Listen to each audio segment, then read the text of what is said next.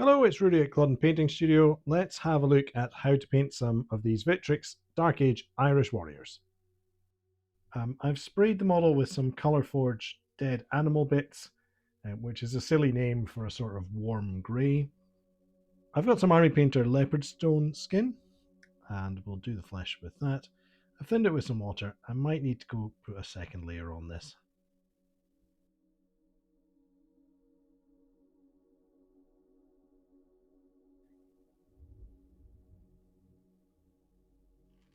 Using some Coat d'Arms Rat Brown for the hair.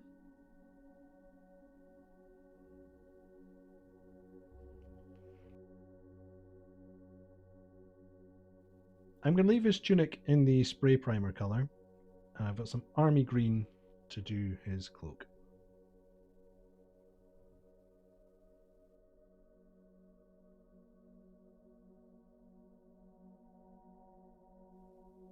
Army Painter Leather Brown is going to be used for his belt and scabbard.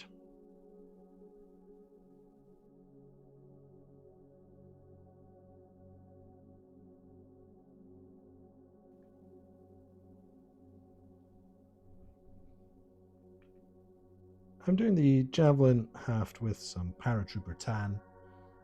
I've used 3 different browns on this model. You could of course save yourself time and money just by using one of them.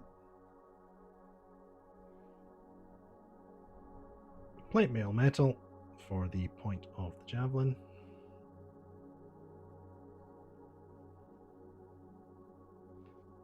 And some greedy gold for the hilt of the sword.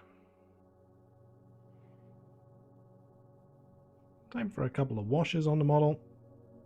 I've got some warm skin shade diluted 1:1 with wash medium, and I'll apply this all over the skin, just add a bit of shadowing in the recesses.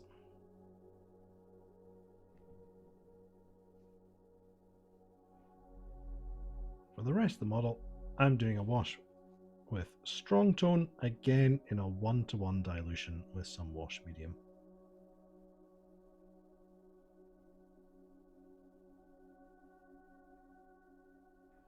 So the wash on the body and weapons, etc. is going to take a wee while to dry. I've got a little bit of uniform grey, which I have diluted with some water to make a glaze. And we'll paint this over his lower face to add a bit of a stubble effect. I'm going to glaze some tiger's eye skin just underneath his cheeks and across his nose to add a little bit of colour.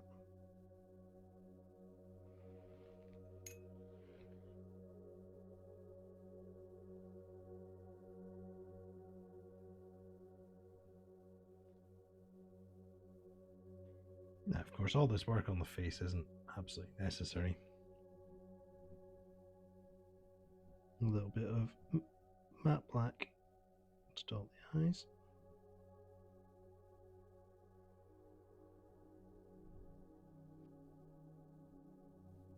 I'm dotting the corners of the eyes with a little bit of matte white.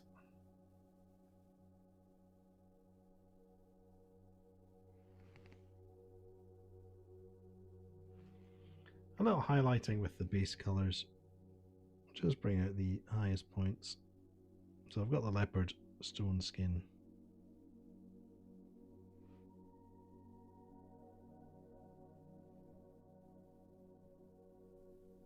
And I'm reapplying the army green to the highest points of the folds on the cloak.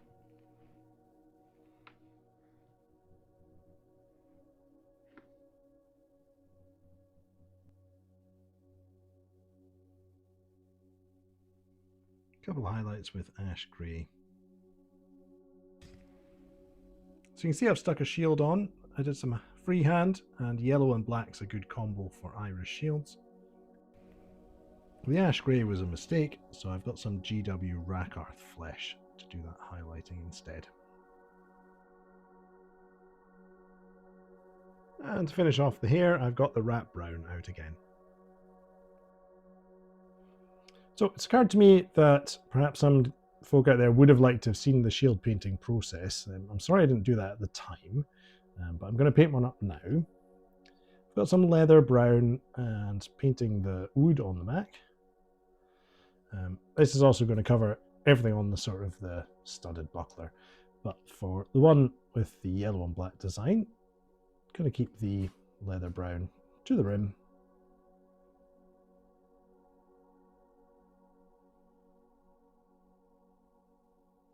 I'm going to give the face of the shield a coat with some Vallejo tan yellow.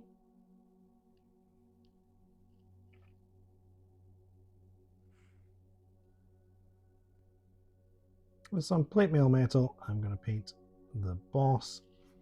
I'll also use this for any studs like on the neighbouring design.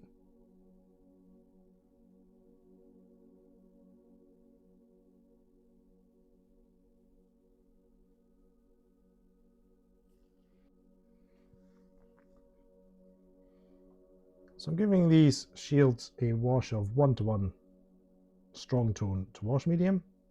Do the back of the shields as well. I am avoiding the yellow area and just concentrating on the boss for now. So yeah, just the boss of this yellow one.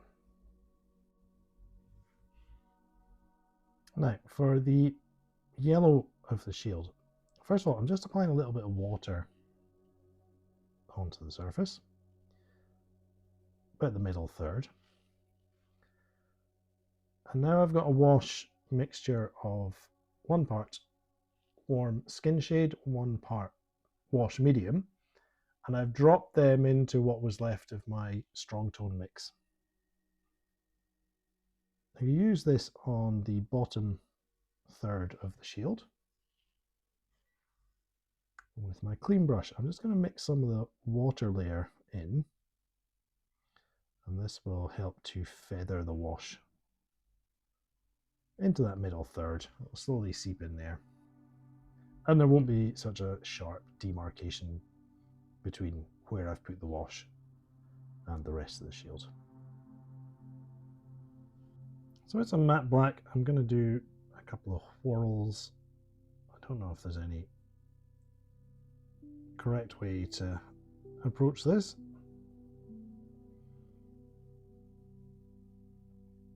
I think 3 of these on the shield looks pretty good.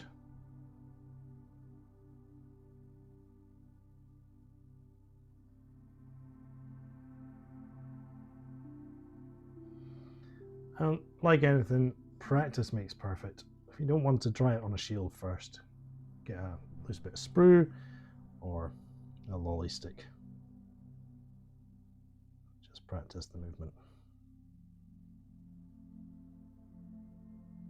What I'm also doing here is I've thinned the black with some water, and I'm just painting it onto the very bottom of the boss, just to get a bit more distinction between the metal. On the flat of the shield, I maybe could have achieved that with another wash before I did the design. I'm getting my earlier wash mixture back out.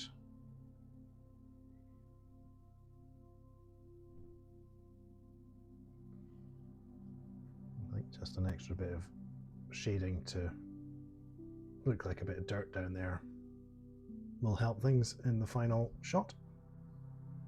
To sell this as yellow, I'm going to glaze some speed paint maize yellow over the top.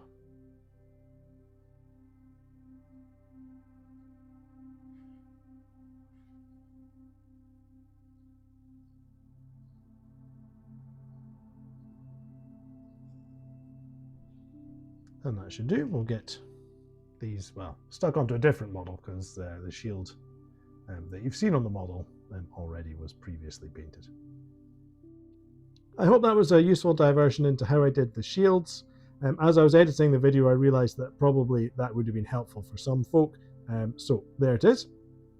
I really like the Victrix models. I like the way they're sculpted with all the folds in the clothes. It means a wash can really bring the models to life. It settles in those recesses and adds an interesting contrast between light and dark. It's quite a simple painting process that I've used here, relying on color primers. I think that you can take care of a good chunk of your process with a spray can. And if you've got dozens of these warriors to churn out, a spray primer will save you a bit of time at the start. Thanks to Matt Rowe, my other channel members and Patreon supporters for helping fund the purchases that go towards making these videos. If you'd like to help out, then check out the description. There's some links down there. Got any comments about the process, any questions, please drop them below and I'll get back to them as soon as I can. I'll see you again soon for another video. Bye bye.